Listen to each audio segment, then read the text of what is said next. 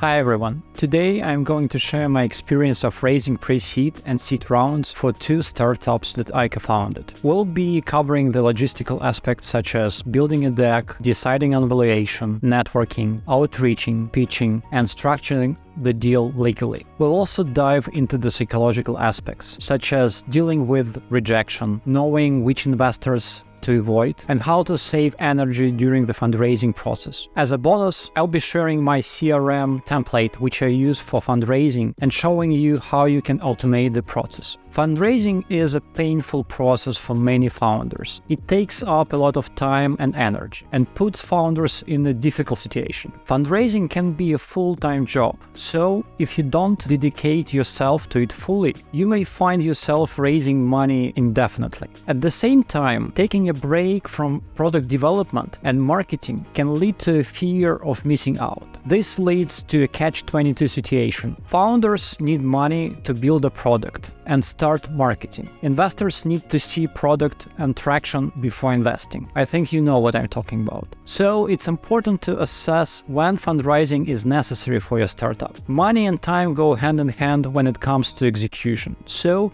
if you need extra speed, it may be worth considering raising money. However, it's best to exhaust all other means of acceleration before turning to funding. A lot can be achieved with just 2-3 people in the team, such as building an MVP of your product, using existing no-code tools, and testing the product and the market. Raising money too soon or too late can have negative consequences. If you raise funds too early, it can take away time and energy from product development and may lead to growing the team before proving your ideas. On the other hand, raising money too late can lead to lost momentum. It's important to get the timing right. Dedicating adequate time to fundraising is essential, as it allows you to kill 2 birds with 1 stone. Fundraising isn't only about money, it's also an opportunity to build relationship with investors who can provide feedback, introduce you to other founders, and point you in the right direction. Your early investors will be the first to use your product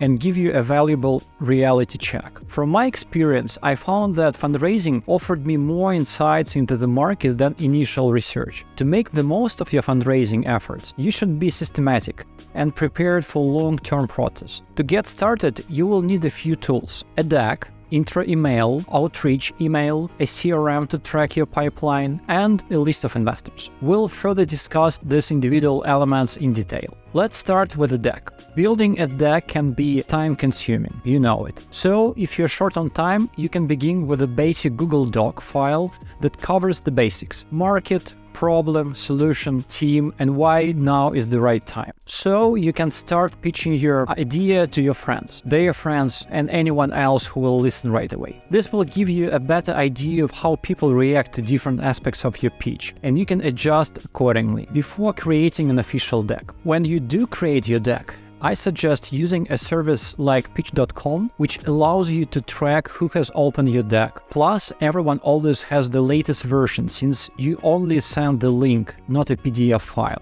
Before pitching to real investors, my advice is to take your new deck and practice on your friends again. It's likely you will need to pitch at least 30 times to your close community to gain the confidence to pitch to real investors. Your pitch should be like a TED Talk. Be energetic and passionate. You should speak without hesitation and radiate confidence. People will pick up on whether or not you believe in yourself and your startup. My second piece of advice is to keep your deck as short as possible. If it feels easier to pitch without a deck than with one, then it's likely there are some unnecessary words in there. Remember, you create a voice-over deck that you can use for a live presentation rather than just sending over. When you pitch, don't read through your slides, as this will make you lose charisma. Use slides as navigation for your story. Lastly, my third piece of advice is to constantly update your deck. Make changes to slides after each pitch if something didn't go as planned or you felt that you lost your flow at certain slides. From time to time, rebuild the deck from scratch. This will help you gain a better understanding of your product, market, and problem, and give you an improved story to tell. Don't feel like you are stuck with your slides. Ultimately, you are selling the future through storytelling, not slides. Now let's talk about finding investors. At first, you should prepare a list of investors in your own network. If you don't have your own network, the best way to find the investors is to ask your friends to connect you with the investors they know. They likely won't send a cold intro. It's more professional for them to reach out to investors directly and ask if they would like to speak with you. And only after that make an actual intro. As your friends are doing you a huge favor, it's important to help make the process easier for them. The best way to do this is to provide them with an introduction email with your blurb. For example, "Hey Mike, my friend George has created an incredible startup called Hints that helps people use productivity software smarter. The AI system provides a language interface so users can perform tasks on their CRM or project management software quickly and effectively. They're currently raising funds and I thought you might be interested in speaking with them." Obviously, it's better to add some numbers, something that will create an interest for investors. Writing this email will take the stress off your friends. They just need to send it out, and this is it. The email should be a teaser, so try to make it as concise and intriguing as possible. The goal is to get investors to express interest in having a call, not to walk them through all detail of your startup. I made these mistakes many times when I was first writing this email. I tried, to put all my story, all numbers, everything in one email, and apparently it looked just too long to read. So then, after 5-10 iterations, I made it very short and very simple. I also recommend keeping the email in a Google Doc, as you can update it with any new information or a better way to describe the product. Generally, around 30% of these requests result in introduction and an actual call. So if your friends ask 10 investors to speak with you, on average there should be about 3 interests. After using your friends' network, you will need to begin your own outreach, and you will need an outreach email. This email will be similar to the first one, but this one you will be sending to investors yourself, so you should tune it a little bit. You can start by researching cool startups in your market, finding their investors on their websites. You can find a lot of information about their previous investors, so just try to be more prepared. There are a lot of information on all investors that you can find before reaching out to them directly. You can use Twitter, LinkedIn to reach out. The conversion rate will be low, but it's still worth it for competitor analysis and a better understanding of the market you're in. I know mass email newsletters can be tempting, but they should only be used if you know what you're doing. If done correctly, they can be effective and generate around 3% conversion to calls. Doing it correctly means that nobody should know it was a mass email. You could also hire an outreach firm to reach out to investors on your behalf, but be careful, as it can seem overly intrusive in the wrong hands. In general, I don't recommend doing it if you have any other options. Now, a pro tip for building your pipeline. Don't start pitching to real investors until you have a list of at least 50 people or companies. It's important because if you don't have this list, your fundraising can take forever. You will send one email, wait a few days, and then send another one. Information spreads quickly. So if investors know you started your raise in March and then in December you're still trying to raise your first 500K with the same valuation, your fundraising will raise a red flag. It's much better to prepare the list first and then reach out to everyone within 1 week. This will create momentum. In your list, you will have 3 types of investors. Those you can reach out to directly, those you will need to reach out to via introductions, and those you can only contact through cold outreach. Managing this pipeline can be overwhelming. To stay organized, I recommend using CRM. You can use some simple and cheap CRM like Pipedrive, but it's not necessary. You can use just a Google Doc or a Notion template. I will show you the template I used. The link to this template is in the description. The template is simple and straightforward. I believe that the less is more when it comes to CRMs. I've seen some fancy ones with tons of properties, but it's challenging to keep them updated constantly. In my template, I track 3 things: the name of the fund, then how I plan to reach out to the fund, which can be self, an intro from someone I know, or cold outreach, and the stage of the fundraising process. Everyone's stages may differ, but mine are idea, email sent, meeting done, soft commitment, due diligence, update, and not interested. Most funds tend to fall in the update stage because they rarely say no. Instead, they ask for updates.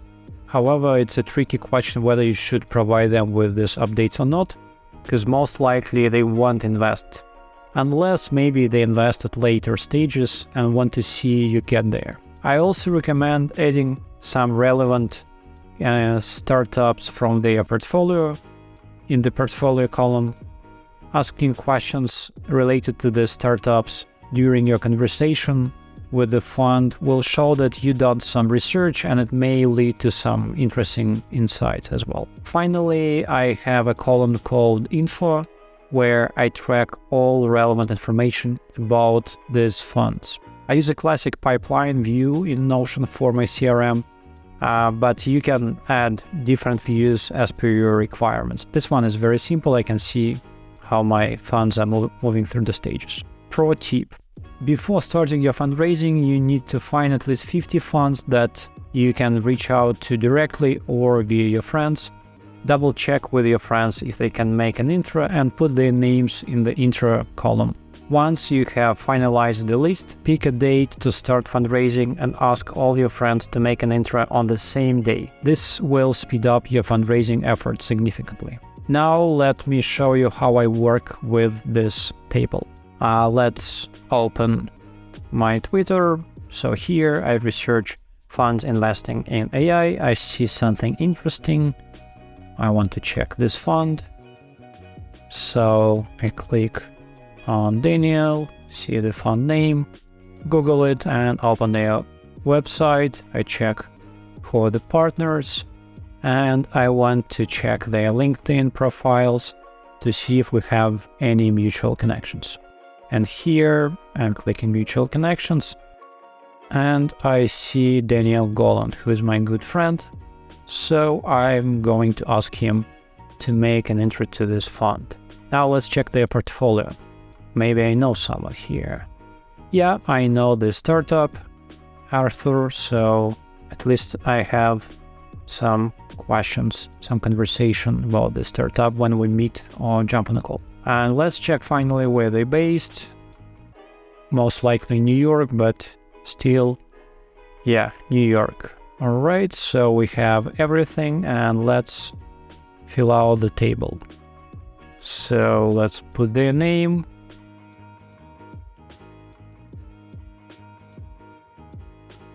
Work. Bench, no work. Yeah, now it's good. So Dan Goland will make an intro if he can, obviously. Stage idea, and portfolio company Arthur. And let's put some relevant info.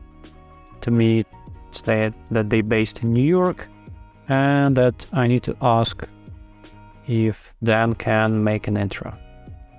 And this is it. So as simple as that. Now you have to fill out this table 50 times and you're ready for a great fundraising. The only problem with using a CRM is updating it by hand. It takes a lot of time and energy. When you're having back-to-back calls, sweating and hustling, you don't have extra energy. This is where I use the Hints AI assistant. I integrated it with my Notion template and could fill out the CRM from Telegram on the go. Let me show you how it works. Alright, let's go to hints.so. Let's sign up, create a new account. I will start with Google. And now I need to decide what integration. We need Notion here.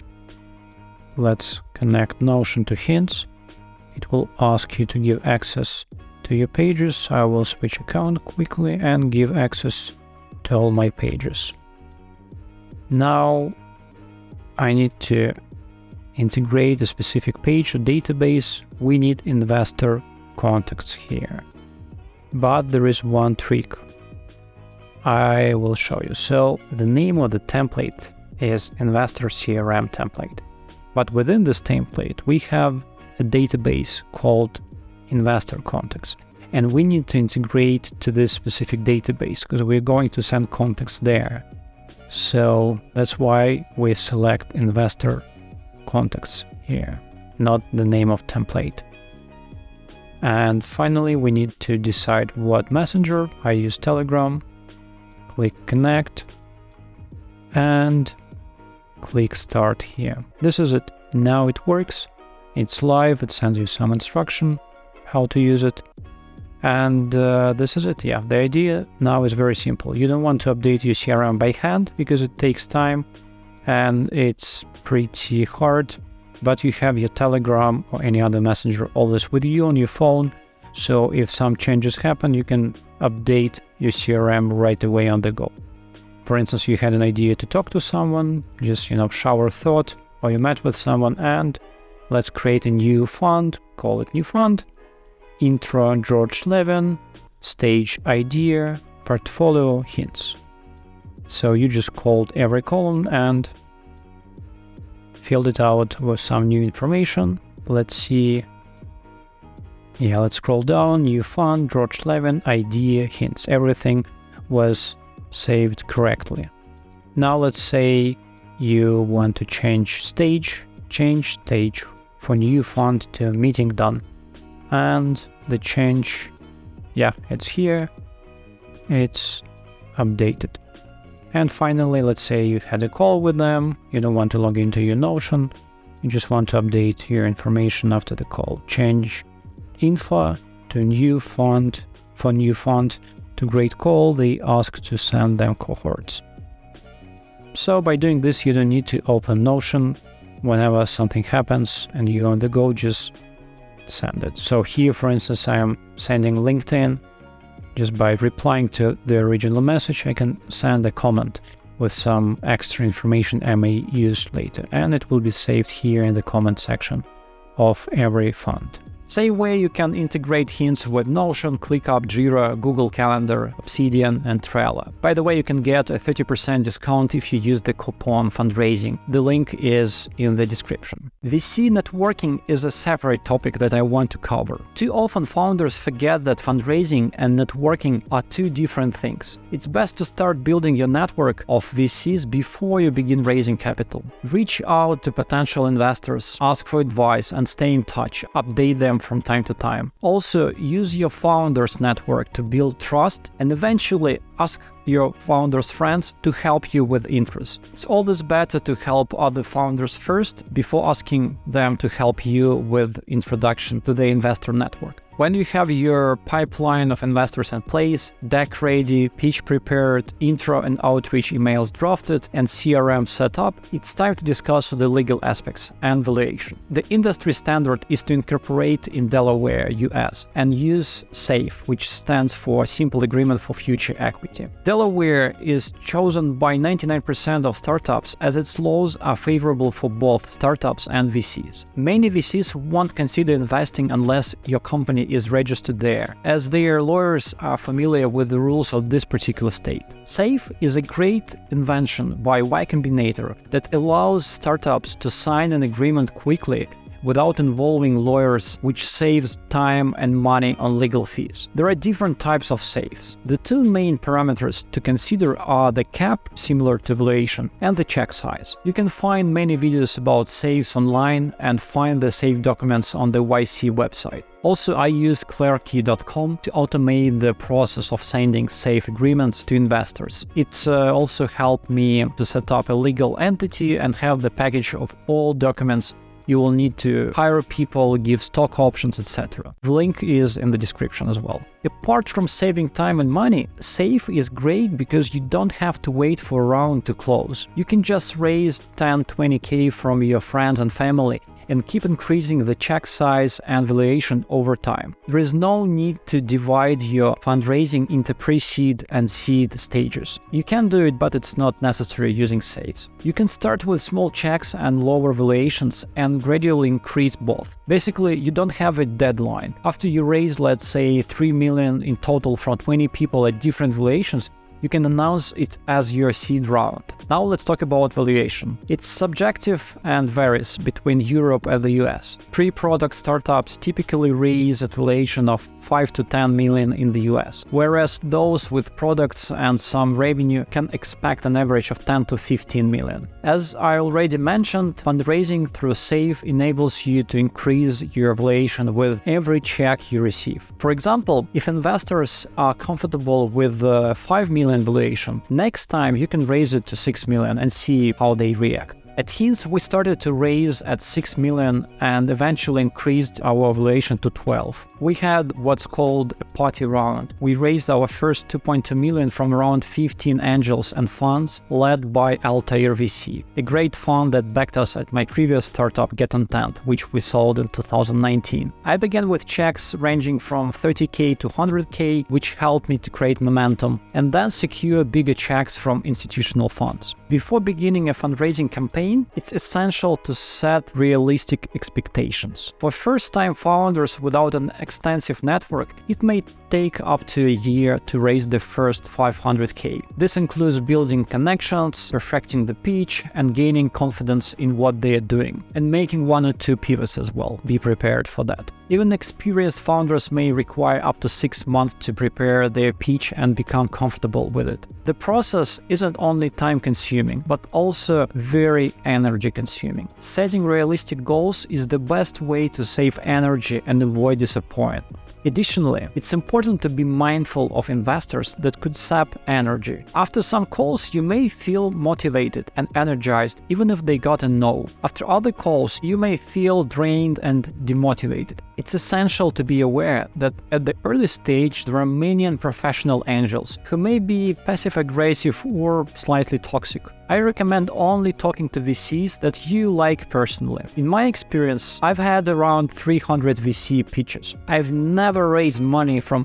anyone with whom the first 5 minutes of conversation was uncomfortable. Never. It either goes well or not. If not, I prefer not to waste my time and their time as well. Lastly, I would like to stress that the success of fundraising is solely dependent on how much you believe in yourself and your startup. And the best way to bolster confidence is to build products that people need. Investors are humans, and when they witness that one has faith in their product and isn't being unrealistic, they will be encouraged and ready to join the journey. Now a quick recap. When fundraising, it's important to keep the process as efficient as possible. To get started, take the time to do your homework. Create a Google Doc outlining your pitch, practice your pitch with friends, make any necessary changes to your pitch, and build a deck accordingly. Practice your pitch with a new deck again until you feel confident and know it inside out. Write an intro email, which will be used by your friends to connect you with their network. Write an outreach email, which you will use to connect with investors you don't know. Set up a simple CRM. I recommend using a Notion template. The link is in the description. Build a pipeline of potential investors. Decide on valuation. Prepare a SAFE template or use Clarkey. The link is in the description. Once you have done all of this, you are ready to start fundraising. If you have any questions, don't hesitate to leave a comment. If you enjoyed this video, subscribe to the channel and stay tuned for more tips about fundraising, building products, and productivity.